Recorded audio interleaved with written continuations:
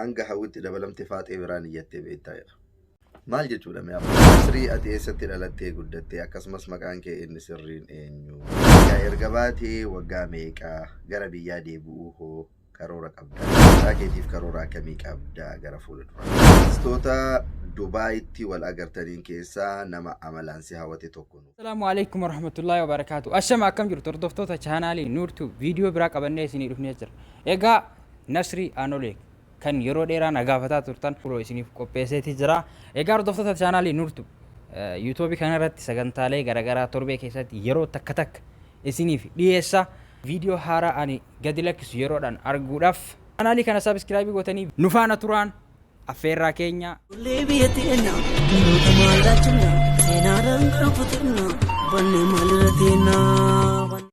Assalaamu alaikum warahmatullahi wabarakatuhu. Jirra jirtu kabajamtootaa fi jaalatamtoota ilmaan Oromoo kan fuula addunyaa irratti argamtanii guyyaa har'aa kana Nuurtuu wajjin qophii muraasa goonee jirra. Hanga dhumaatitti hordofa. Asumaan Nuurtuu subscribe gochuun dagatina.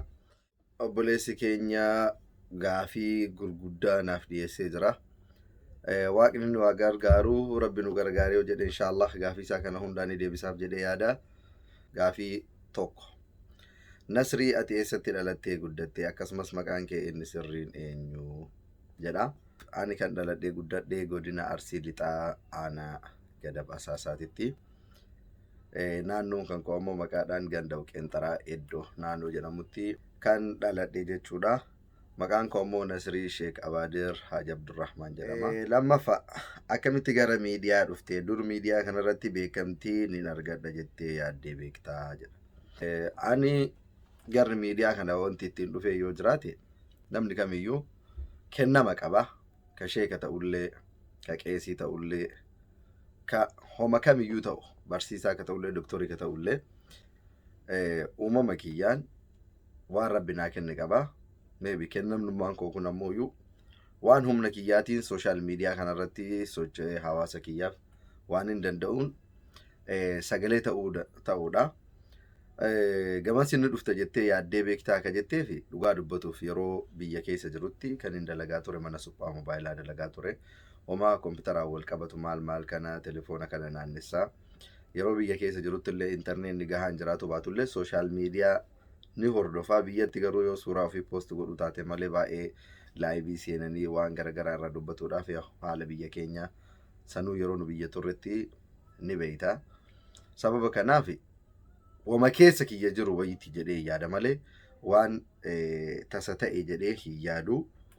Gama social miidiyaatitti kan dhufuu danda'e gaafa jalqaba ka'umsa social miidiyaa eegalu dhugaa dubbatuudhaaf dhimma dhuunfaa keenya osoo hin taane dhimmuma hawaasaa rakkoo fi gabrummaa hawaasa keenya irra jirudha. Kanumaan wal qabatee akkuma nama tokkootitti akkuma ilmaan Oromoo kamiyyuu social miidiyaatti makaman dhimmuma qabsoo Oromootiin wal qabateeti kan itti makame. Achi booda ammoo wanti ati hojjettu sun gaarii yoo ta'e hawaasa kee biratti fudhatama argatta. Yoo gaarii hin taane ammoo hawaasnu kiiloo siif kennu inni ni beeka waan ta'eef san madaala namummaatii fi ilaalcha akkamii akkasiif qaban hawaasumaaf dhiiste. Gaafii sadaffaatti yoo darbu biyyaa erga baatee waggaa meeqaa? Gara biyyaa deebi'uu hoo karoora qabdaa jedha. Biyyaa erga bahee gara waggaa 5 gara biyyaa deebi'uu karoora hin qabu. Sababni illee biyyi keenya yeroo ammaa kan akka keessaa baqatan malee waan baay'ee itti baqatan hin qabdu. Garuu qadara rabbiin beeku. Yoom akka biyyaa bahan malee yoom akka biyyatti galan akkamitti akka biyyatti galan wanti beekamu tokko illee hin jiru. Kanaaf anta sumallee karoora biyyatti deebi'ee biyya san keessa jiraatu hin qabu. Yoo rabbi naa taasise gara biyyoota biroo deemu yoo hin taane illee biyyuma keessa jiru keessa jiraatudha. Gara biyyaatti deebi'ee biyya keessa jiraatuun karoora kiyyaa miti. Garuu yoo qadara rabbii ta'e ammoo an qadara rabbiitiin nama amanu naaf ta'a wanti rabbi naaf jaalate jechuudha. Gaafii afraffaa osoo hawwiinsi fayyamtee dubartii 4 ni fuutaa. Gaafiin akkanaa maal jechuudha? Hawwiiwwan na lolchiisuu. Dhugama dubartiin nama fayyamtu jirti jettee yaaddaa siin jedha. Nama wayititu sheeka wayii bira dhaqee dubbitu dubbii fida mammaaksaan siif deebisa. Nama wayititu sheeka bira dhaqee haadha manaa dabalataa fuudhuu barbaada. Haadha sheeka mee haati manaa kiyya naaf hayyamtii jedhee gaafateen. Jennaan sheekni sun obboleessa kiyya deemi yoo fuudhuu barbaadde fuudhi yookaan ammoo dubartiin haga ilaa yoo milqaamaatittuu siif hin hayyamtu jedheen. Hawwiin siif hayyamtii jettee hawwii miti dubartiin kamiyyuu masaanuu kaa hayyamtu hin jirtu wal sobuun faayidaan qabu. Ati fuutaa ka jetteef garuu yaa waanuma yeroon hiiku ammaaf garuu kama waliin jirru kana waliin rabbi galmaan nu haa ga'u. Akka muslimaati garuu an shari'aatti waan amanuuf waan shari'aa faallessuun dalagu waan shari'aan naaf hayyamerraa garuu uf amansiisee humni kiyya gahaa ta'e taanaan shari'aadhaan bula malee an ilma namaa sodaaf yookiin nama amansiisuuf maaliif miti. Garuu ammatti haalli jireenya wanti kamiyyuu waan akkasiitiif baay'ee waan sii mijatullee waan akkasiitu akka karoorsitu sii fayyama natti hin fakkaatu jireenyi baqaa kun keessattuu. Kanuma deebiin kan kee. Gaafa shanaffaatti yoo darbu mucaa keetiif karoora akkamii qabdaa gara fuula duraatti? Alhamdulillahi jalqaba irratti rabbiin ilma dhiiraa naaf kennee jira. Kanaaf ammoo faaruu rabbii kiyyaaf galchuu barbaada. Ilmi kun ammoo kiyya qofa osoo hin taane ka uummata bal'aatii ka uummata Oromooti. Ani karoorri kiyyallee akka inni uf qofaaf osoo hin taane uummataaf jiraatutti irra caalatti ammoo amantii islaamaatiif akka inni jiraatutti yoo rabbiin naaf milkeesse fayyaa isaa guutuu rabbi naaf kennee fi baratee bakka guddaa akka inni gahu yoo rabbi naaf godhe tokkoffaa haafizul qur'aaniin akka naaf ta'u barbaada. Lammaffaa barateellee akka bakka guddaa gahu bakka gahee ofiif qofa osoo akka jiraatu osoo hin taane ilaalcha diina islaamiitii fi sabboonummaa Oromootiin qaramee hawaasa isaa anaa olitti carraa inni waan argatu danda'u bakka ofii kiyyaa gahuu dadhabe akka inni gahu barbaada. Karoorri ani isaaf qabu kana irratti ammoo warroonni intarvii kana laaltan uummanni Oromoo du'aa irratti darba. Ani karoorsaa ka galmaan gahu rabbii karoorri kiyya kan isaaf qabu garuu kana fakkaata siin jedha. Gaafii jahaffaa irra geennee jirra. Nasrii ati nama obsu tokko obsa kana akkamitti bartee? As biratti jalqaba irratti faaruun ka rabbiiti. Nafsiyaa ilma namaa tana hunda ka uume rabbi. Ka obsallee namaa kennu ka obsallee nama dhorgu. Abbaan waan rabbi isaa kenne irratti uf jabeessa waan ta'eef malee jechuudha. Ani uumamuma kan kootittuu dhugaa dubbatuuf nama obsa qabuudha. Maatiin an keessatti guddadhellee maatii tasgabbaahaadha. Wanta wayii ariifadhee murteessuuf yookiin jarjaree ilaaluu osoo hin taane suuta jedhee bitaaf mirga isaa qabee laala hanga an of beekutti jechuudha. Kanaaf kenne rabbi obsa akkamii qabaate jedhuuf kanaaf kenne rabbi. Anillee ammoo waan nan dandame wanta wayii tasgabbaahee yaala. Isa waan tokkitti ammoo ofirraa jaaladhu keessa isa dhugaa dubbatuudhaaf dhimmoota namoota dhuunfaa irratti hin xiyyeeffadhu. Namni yeroo baay'ee obsa kadhabuun waan isan galchine keessa galuudhaan ka obsa dhabu jechuudha. Dhimma isan dhimmine keessa seenee waliin dhimmama waliin cinqama. An ammoo amala kiyyarra dhimma nama dhuunfaa keessa galee ispeeshaalii waan jireenya nama dhuunfaatiin wal qabate baay'ee keessa seenee itti dhimmamuu yookiin ammoo waan irraan beekne keessa seenee laaquun barbaadu. Kunis mallattoo obsaati tokko. Inni lammataa ammoo duniyaa tanarratti ilmi namaa zalaalam hin jiraatu. Akkuma gammachuun jiru gaddillee jira. Gaafa wanti gaddisiisu wayii yookiin ammoo wanti si aarsu wayii si mudate obsuu danda'uu qabda. Sabaruu danda'uu qabda. Yoo sabriin hin jiraanne jireenyi ilmi namaa kun guutamaa hin ta'u. Sabriidhaan guutama. Fitnatu jira addunyaa kanarra qormaata garaagaraatu jira. Kana ammoo Qur'aana Rabbii keessatti illee ni barta. Oromummaa kan kee keessatti illee ni barta. Kanaaf obsuun dirqama waan ta'eef obsa. Yoo obsan bakka gahuu danda'an waan ta'eef obsa. Namoota birootiif illee wanti dhaamoo jiraate addunyaa tana akka waan zalaalam irra dhufneetitti wantummaan marti nuu haa guutamu akkamiin nuu guutamuu dhabnenne yaaduu hin qabnu itti dhiphatuu hin qabnu. Ni dhufa ni darba. Yeroo argatte gammadi yeroo dhabde ammoo obsi. Jireenyuma duniyaattu kana akira ammoo du'aan asirraa deemnaa waan ta'eef jechuudha. Ganda ergisaati malee ganda zalaalam irra jiraannu miti. Ergamaan wal qabatee gaafii keellee deebisaa. Gaafiin itti aanu gaafii torbaffaadha. Jireenya kee keessatti waan hamaa irraanfachuu hin dandeenye tokko nuuf himi. Akkasumas kan akka malee itti gammadde nuuf himi jedha. Jireenya kiyya keessatti wanti hamaan dhugaa dubbatuuf baay'ee itti gaddu hin jiru. Garuu hamaa jedhee kan yaadu kan hin daganne yeroo 2016 yeroo qabsoo OA ilmaan Oromoo biyya keessaa fi biyya alaatti geggeessaa turan san keessatti ijoollee nu biraa dhuman akkaataa jarri itti dhuman akkaataa jarri itti ajjeefaman isa san hama jedhee kan yaadu jecha dhuunfaa kiyyatti wanti hamaan guddaan na mudate waan hin jirreef isa san dagatuu hin danda'u dhugaa dubbatuudhaaf. Keessattuu yeroo tokko tokko amma namoota garaagaraatiin yoo wal geennee haasofnu qeerroo 5,000 dhuman jedhan san keessatti ka qaamaan argine ka miidiyaan argine keessattuu ispeeshaalii ka qaamaan argine naannoo ani itti dhaladhee guddadhe ijoollee qabsoo geggeessaa turan dhumaatii jarri dhuman akkata hama yeroo san isaan itti ajjeefaman dagatuu hin danda'u. Guyyaan ati sirri gammaddee kamii hojjettu taate guyyaa ilma itti argadheedha. Wanti ilmaa oole addunyaa kanarra jiru guyyaa obsinaan dhalate baay'ee gammadee hedduu natti tolee sababni illee duniyaa argattee hin badaa hin dhabama.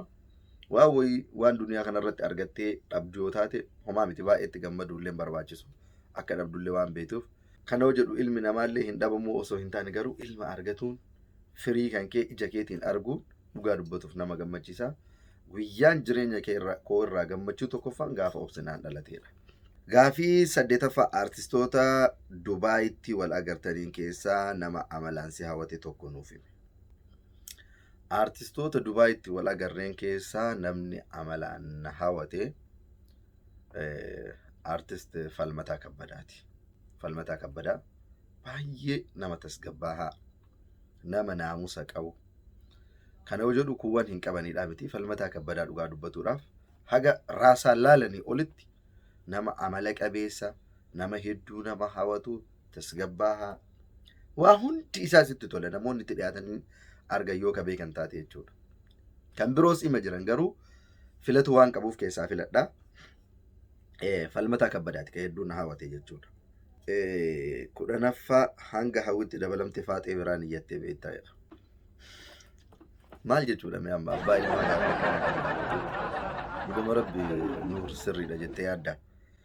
Nuurtuu ni yaadheen beeku. Sababni illee mammaaksa tokko sitti makanaa wal qabsiisee jechaadha. Namticha tokkotu dubartii lama ilma mootiitii dubartii wayii fuudhuu barbaade. Dubartii qaama saalaa lama qabdu fuudhuu barbaada. Barbaada naaf fidaa bakka feetanii jedheen. Jennaan dubartii kana barbaadutti kaanii barbaadanii homaa dhabanii naan takka wayii ani hin qaba itti na heerumsiisaa jette. Sii gabaabsaa itti heerumsiisan. Itti heerumsiisanii yoo manaan gahan abbaa manaatiif haadha manaatii siree irratti yoo wal gahan akka inni barbaade naa barbaada yookiin akka isiin lama qabattee itti heerumsiisan osoo ta'an tokkuma qabdi. Abboo maal lama qaba jettee natti hin heerumne garuu amma kinoo tokkumaa minnaan dura takkitti matanaa fixii jedhe. Kanaaf takkitti manaa hin qaba wanti alaata biraa na hawwisiisu hin jiru siin jechuu barbaada. Hawween beeku. 11ffaa warra bultii hin ijaaratin dhiiraa fi dubaraaf dhaamsa qabdu dabarsiifii jedha. Warri bultii hin ijaaratin akkuma warri Amaaraa jedhu san tidaar baxaamii faxaffixaal jedhani xaaffixaal jechuudha. Bultiin halaalaa baay'ee mi'oofti. Ufa argattaa, ufa agartaa. Namummaa keetu yoo san agartaa. Ispeeshaalii yoo ilmoon argamte baay'ee jireenya tasgabbaahaa fi bareedaa jiraattaa. Haraamarraa fagaattaa, halaalatti dhiyaattaa, rabbii keetiin walitti dhiyaattaa, ibaadatti dhiyaattaa. Jaartii fuudhuu jedhamu namni wama hintala qofa waliin mana tokko keessa galuu se'an. Hayaata kee keessatti achi booda gammachuu jiru tasgabbooftee jiraatu jireenya hawaasummaa keessatti ibin akka Oromootittu ilaalchummaan namni qabuyyuu ilaalchi namni nama haadha manaa fuudhee qabuu fi nama siingilii kophaa jiraatuuf qabu dhugaa dubbatuuf garagara. Sheekota wayiifaa osookiin bakka namni gurguddaan itti olga sodhatte dhugaa dubbatuuf namuma haadha manaa qabu irra kabajaa qaban namni jechaadha. Kanaaf kabajamuuf illee osoo hin taane garuu bultiin halaalaa baay'ee gammachuudha. Maaliif namni dhalatee qofa jiraatee osoo hin taane wanti martinuu isteeppii ofii yeroo ofii qaba jechaadha. Daa'imni tokko dhalatee harma ka hodhu haga waggaa 2 yoo ta'e achi booda ammoo itti aanaa waggaa 7 yoo ga'e salaatatti ajajamaa 10 yoo ta'e irratti garafamaa akkas ta'a 15 yoo ga'e 18 yoo ga'e uf danda'uu qaba jedhama hin barataa yuunivarsiitii gala eebbifamee bayaa hojii argata. Akkasuma isteeppii jireenya keessa jiran kana keessaa fuudhaaf heerumni tokko waan ta'eef yaa Faaxee fi Maammadoo keenna fuudhaa hin sodaatinaa. Rizqiin rabbi harka jirti. Yoo wal fuutanillee buddeenuma tokko nyaattan yoo kophaa kee jiraattillee buddeenuma tokko nyaatta. Kanaaf homa takka fuudhuuf hin kasaartu yoo horte malee yoo gammaddee jiraatte malee yoo rizqiin dhuma hin qabne sii baate malee homa takka fuudhuun faayidaa malee miidhaa inni qabu hin agarre. Garuu fuudhuu qofa osoo hin taane shamarrillee heerumuudhaaf dhiira waliin mana tokko keessa jiraatuuf qofa osoo hin taane haadha manaa taatee haqa abbaa warraa guutuudhaaf of qopheessuu qabdi. Amaluma isii ka yeroo siingulummaan jirtu san qabadhee heerumoo itti hin ta'u. Dhiirrillee fuudhuu qofa osoo hin taane abbaa warraa ta'ee mas'uulummaa yookiin itti gaafatamummaa maatii isaa san bahatuudhaaf of qopheessuu qaba. Istaayila dur waan dur godhu san hiriyyaa gadhee dur yeroo siingulummaa keessa jiru san qabu san ofirraa dhiisuu qaba. Istaayila laayifii isaa hunda isaa jireenya isaa kan irraa san jijjiiruu qaba. Jireenya biraattu si eeggata. Itti gaafatamummaa dachaadha. Kaleessa gaafa kophaa kan kee jiraattu lubbuu kee qofaaf yaadda. Gaafa fuute haadha manaatii keetii fi sirratti illee lubbuu nama lamaatiif yaadda. Kanaaf uf qopheessutu caala. Fuudhuuf duratti heerumuun duratti uf qopheessu. Bultiin kun maal akka isiin taate maal akka nama barbaachisu warroota bultii halaalaa qaban irraa muuxannoo fudhatanii sanbooda itti seenutu dursa jedha. Xumura irratti ammooyyuu ergaan inni xumura nuurtuubee sabiskiraayib godhaanii jajjabeessaa ijoollee lafaa ol guddataa jiran ijoollee sabboontota Oromoo ka amma lafaa ol dhufaa jiran keessaa nama tokkodha. Jajjabeessaanii sabiskiraayib godhaa fi laayik godhaa fi sheer godhaa fi isa qofaa miti ijoollee Oromoo yuutuubii kan qaban yuutuubii isaanii jajjabeessaa fi hordofaani miidiyaa Oromoo guddisuu irra miidiyaa Oromoo guddisuu wayyaa waan ta'eef wal bira dhaabadhaa isiniin jedhaa. Hanga ammaatti kan turtii waliin gootan Nasrii Aanoleetii turtii gaarii. Leebiyeteena namoota maallachina seenaadhaan kan kutinna wanne maalirrateena wanne maal.